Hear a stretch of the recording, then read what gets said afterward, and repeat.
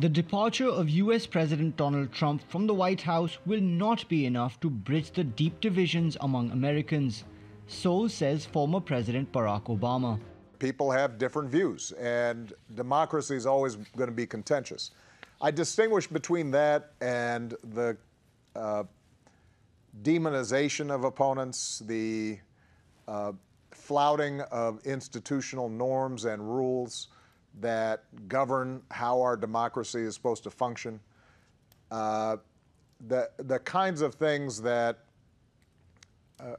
I saw over the last 4 years that endanger democracy operating the way it should.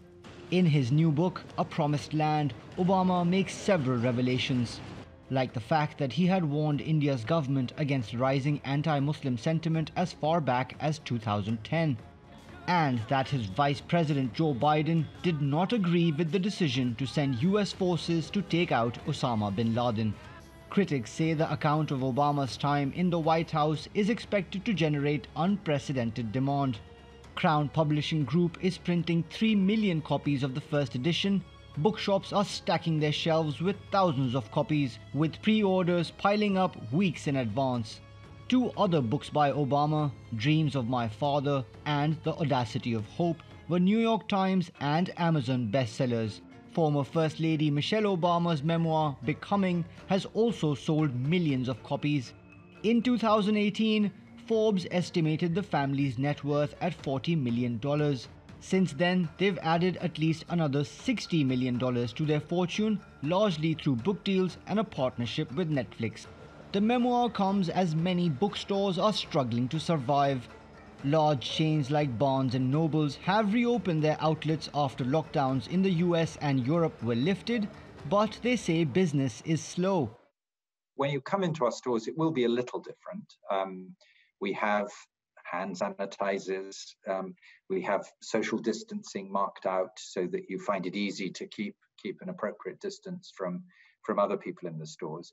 We are limiting also the number of people who come into a store at any one time, but bookstores aren't hugely busy. Daunt says he hasn't seen this much enthusiasm for a book since J.K. Rowling's Harry Potter finale, and with analysts predicting it's likely to become the most popular presidential memoir in history, besides enriching the Obamas, it could provide a lifeline for struggling bookshops.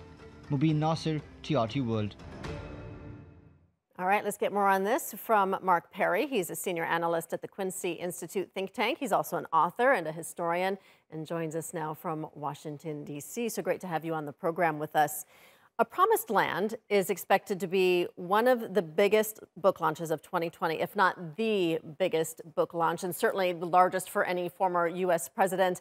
And also 2 years ago, Michelle Obama's book, Becoming, sold millions. What does that say to you about the popularity of the former president and first lady? Well, it's obvious he's hugely popular. He was a very popular president. He speaks with authority. He writes with authority. He always tells good stories. This book will fly off the shelves. It'll be an instant bestseller if it isn't already. It will sell tens of millions of copies, and it'll be the talk of Washington, D.C. and the talk of America. There's no question. How powerful is the Obama brand, and how much is it worth, not just with books, but Netflix and speaking engagements? Well, the sky's the limit. People are always very interested in what Mr. Obama has to say. He's been a lot more outspoken lately. His previous memoirs were interesting, but they were about his boyhood and about growing up and how he formed his political character. This is more of a memoir of his political views and his political feelings. So if anything, it's more important than anything he's written before. It fits well into the current literary, let's say, and political environment in the U.S. There are critiques in the book of Donald Trump.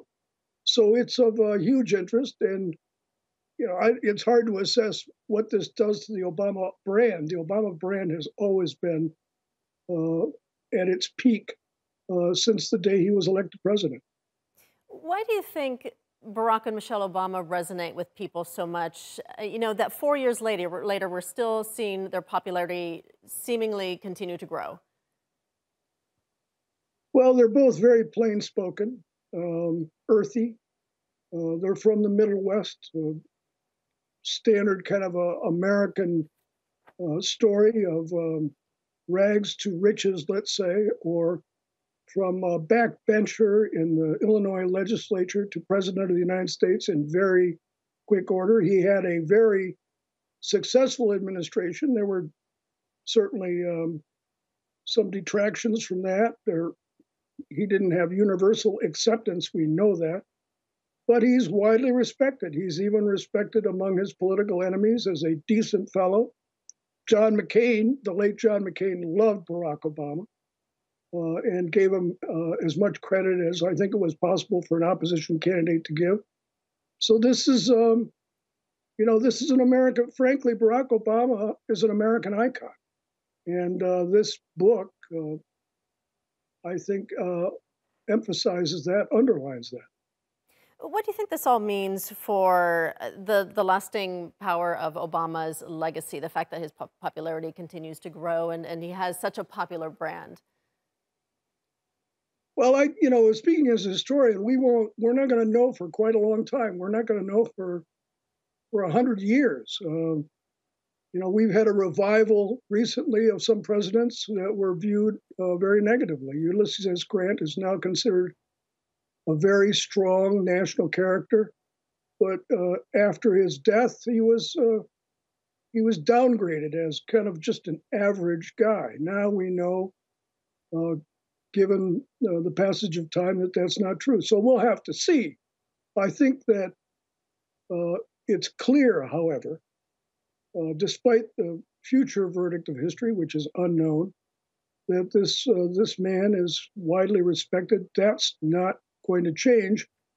And honestly, if you take a look at a guy like Donald Trump, Barack Obama's reputation as a decent fellow of strong character and a good leader is enhanced. There are now people in this country who wish we had Barack Obama back. That didn't used to be the case. All right, let's leave it there. Mark Perry in Washington, D.C. Thank you so much.